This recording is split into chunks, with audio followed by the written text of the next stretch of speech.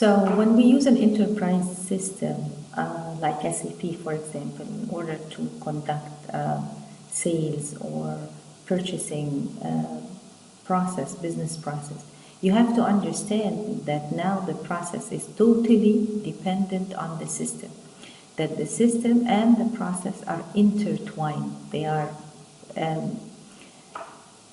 kind of closely attached to each other. There is no way that you can perform or continue the process when the system is down. So the system helps you execute the process. It tells you what data you need to enter, and it actually finds the data for you, so you can search and find the exact data that you want to include. It will inform you when a particular step needs to be conducted. Some of the steps are actually automated by the process itself, by the system itself, I'm sorry. Others will require some human interference and human action. Let me give you an example so it becomes clear to you. So when we are selling, for example, goods to a customer, and we enter the sales order or we receive a sales order. Now we know exactly what are the products that needs to be packaged and shipped. That information is sent automatically. As soon as we hit submit, then that information is sent automatically to the warehouse. And someone in the warehouse is alerted that they need to work on that order. When they finish the shipping, when they finish the packaging and the shipping, then accounting is being informed to charge. So the system takes on the role of alerting different employees when the process is ready or when it is ready for them to act and perform a specific task.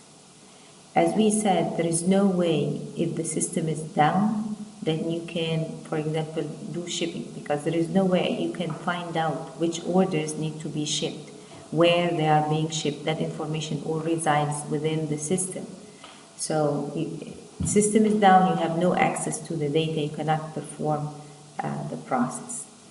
And that's definitely is a downside, is total dependence on the information system, because if any disruption in the system happens, then that is a total disruption to the business process. And in most cases, it causes a lot of expense. It is very expensive for companies to have a system down even for a few hours.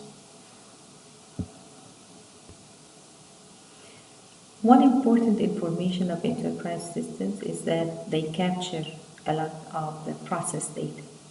So information about the sales order, who entered that information, when did they enter it, from what location was the information, where was the information entered.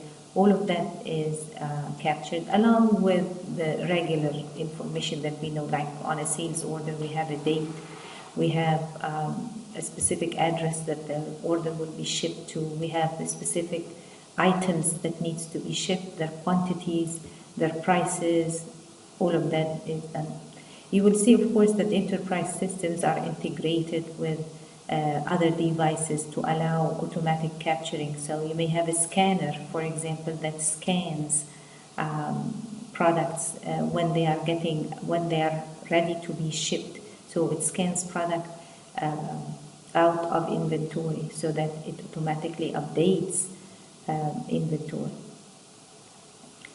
Some of the information is entered from outside the system. Some is constantly residing within the system, and that's what we call, or the difference between transaction data and master data. Master data is data that resides within the system from one cycle to the next, from 1 year to the next. So customers are master data, products are master data. Certain, let's say, suppliers are master data. But there are transaction data that pertain to a particular transaction, like, for example, a sales order, a purchase order, a move order. You will learn about that when we go over warehousing. But these pertain to a specific cycle. So at the end of the year, we purge all of these transaction data and store them into a warehouse for analysis purpose. They become what we call historical data. The master data continue to reside because from one year to the next, I need my customers, I need the products that I sell, I need the suppliers that I procure raw material from. As we said, one of the advantages of enterprise system is that you have that visibility of the process. You have higher visibility of the process. You have visibility of an individual process, but also you have also visibility regarding the whole process itself and how efficient the process runs. For example, you may get a call from a customer wanting to find out where the shipment is. So you can, of course, look at the system, and now with the GPS being included, they can tell you exactly at which location the product is. And this is also available through self-service. So the customer can go online and they log on to the system, provide their either their bill number or their order number, and the system can tell them exactly where their products are. Are they in transit? Are they still in shipment? Are they, and which particular city are they in? If you have used FedEx, for example, I mean, people from the US know that they can log on to their system and it can tell you exactly how many more days you have before you can receive your package. When exactly will you receive it? And they can tell you whether it's in the morning or in the afternoon that you will get. But also as a company, you can get a view of how the whole process is going. So you can look at a specific supplier and you find out on average how many days does it take for this supplier to send us products. So if we place an order Friday or Thursday, how many days does it take for us to actually receive it? That's what we call the lead time. So that's one of the things that the system can provide analysis on, is to give you aggregate analysis on a large number of orders.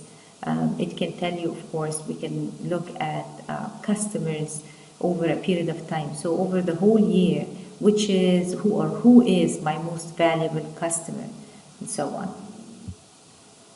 Related to monitoring the performance, and that's actually the last step that we'll talk about, is that at any point in time, an executive can log onto the system and see where the organization stands financially. So they can run the income statement, the profit and loss statement, and they can see the impact of purchases or sales on the financial status of the organization. So if you buy very expensive machinery, for example, as part of your capital investment, then you can see how that will affect your income statement right away. And again, if you are entering a new market and you start selling in that market and it's really looking good, you can see the impact of that on your profit and losses right away. Well, thank you all for listening to that lecture, and I will be posting the questions for next week's Think, Pair and Share shortly. Thank you.